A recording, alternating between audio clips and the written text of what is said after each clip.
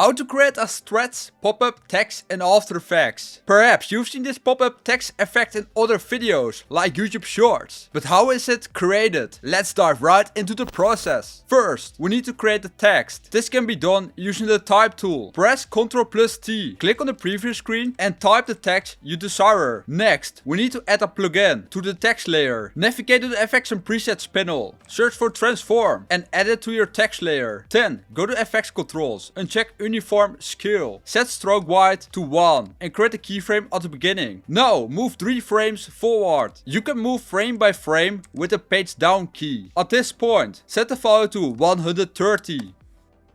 Then move 9 frames further and set the value to 100. You can also adjust the length to achieve the desired result. Next, uncheck the composition's shutter angle and set the shutter angle to 360.